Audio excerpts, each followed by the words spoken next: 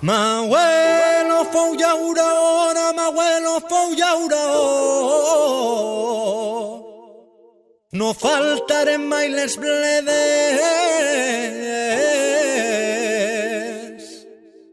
I ara que ja soc padrí, que vull ser llauró. I asfalt damunt d'eixes terres. Passa el temps, roda la cadena, ara asfalt on hi havia terra, operaris, actors secundaris d'esta brama. Va de vie, un programme sobre tot que envolta el binatural, de la mà de Jérôme Chénaud. A tots es donen faena, i jo tenia el meu camp, ja no treballa la terra, ens venen prosperitat. Bon dia, bona vesprà, benvinguts a Va de vie, la vostra crònica setmanal sobre el binatural.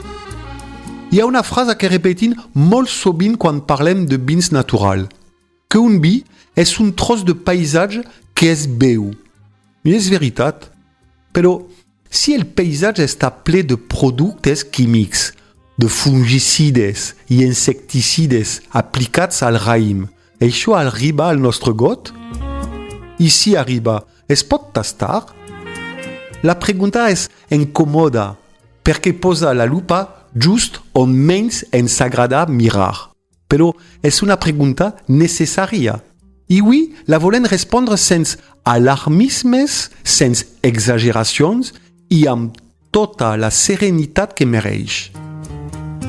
Perquè del sofre, del massa sofre, en sabem moltes coses. Que pot fer olor de llumi, que pot picar un poc al nas, que en dosis altes pot donar mal de cap. Però, i els pesticides? Tenen gust? Tenen olor?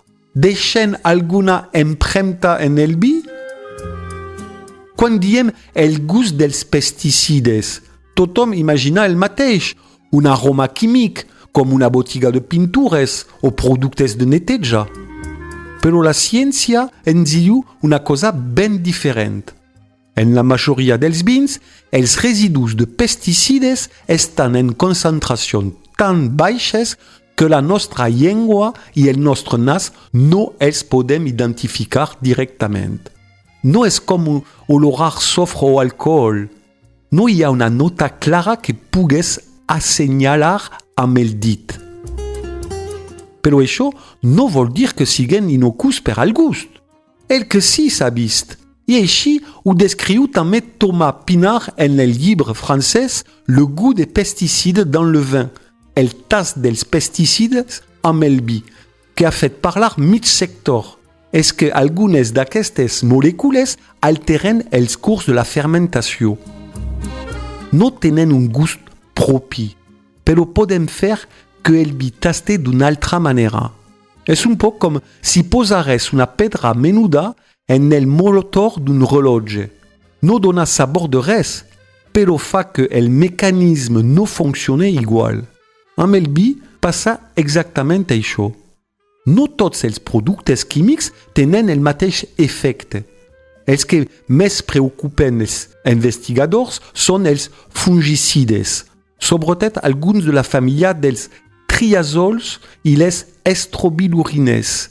No perquè siguen tòxics, que això seria un altre debat, sinó perquè podem aturar o debilitar els llevats just quan comencem a transformar el most en vi. I si els llevats no treballen bé, el vi tampoc no s'expressa bé. Els estudis descriuen vins menys fruitats, menys vius, una mica més apagats. No apareix un gust de pesticides. Apareix un silenci. Un vi que parla més fluix, que ha perdut matisos, com si l'hagueren posat un filtre damunt. En canvi, els insecticides acostumen a interactuar molt menys amb els llevats i la seva influència sensorial és pràcticament nul·la. Així que sí, pesticides i fungicides no tenen el mateix efecte ni el mateix gust. De fet, només alguns fungicides arriben a deixar una marca perceptible en el perfil aromàtic. I es podem tastar els productes petroquímics? Així la resposta és clara. Directament, quasi mai. Perquè per a tastar una molècula, aquesta ha d'estar per damunt el seu llindar de percepció. Necessitaríem quantitats molt més grans que les que realment hi ha al vi perquè la boca els detectarà. El que sí podem tastar és el resultat. Igual que en cuina notes quan un brau està fet d'ingredients cansats o quan una fruita ha madurat massa ràpid. Al vi li podem notar una desviació, com un manca d'energia. No és el gust d'un pesticida, és el gust d'un vi que ha hagut de fer la fermentació amb obstacles. Això no és exclusiu del vi. Hi ha estudis sobre sucs de fruita, sobre verdures, fins i tot sobre alguns cereals que mostren exactament el mateix patró. No hi ha un gust químic identificable, però sí alteració del perfil aromàtic global. En l'aigua potable, per exemple, quasi tot queda ocult. En un raïm fresc, en canvi, els defectes apareixen més ràpidament perquè no hi ha fermentació que els maquille. El vi és un cas particular. És un aliment fermentat i viu. I qualsevol cosa que moleste els llevats pot acabar deixant rastre. Com sap la ciència que això passa? La resposta és tècnica, però important, perquè mostra fins a quin punt podem entendre els aromes. Per a demostrar que hi ha una molècula modificada a un vi, els investigadors combinen 3 llenguatges. De primer, la química. Mesuren els residus, les concentracions, els compostos volàtils, és l'anàlisi objectiva. De segon, l'olfactometria. Una màquina separa els aromes, però és un humà qui els olora. Així, podem dir que aquest pic té olor d'herba o aquest altre és neutre. En tercer, el tast humà. Panel d'experts, però sense tecnicisme innecessaris. Simplement tastar i descriure.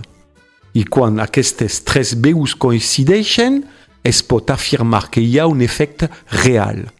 No un gust químic, sinó una transformació del caràcter del vi. Com podem afinar les nostres papilles per notar aquests canvis? La majoria de trucs són de sentit comú.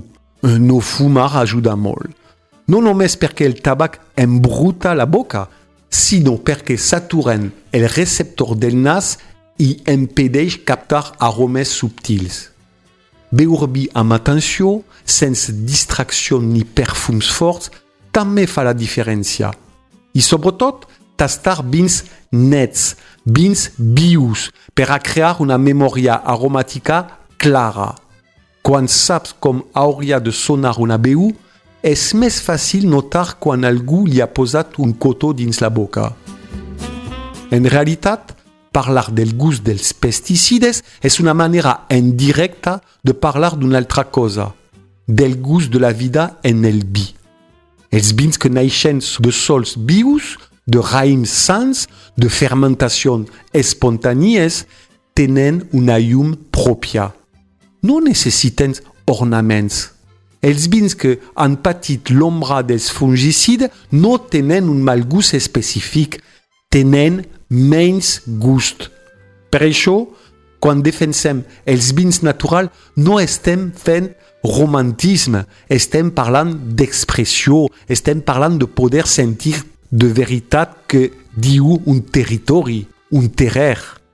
I això, en els fons, és tot que busca un bon bevedor.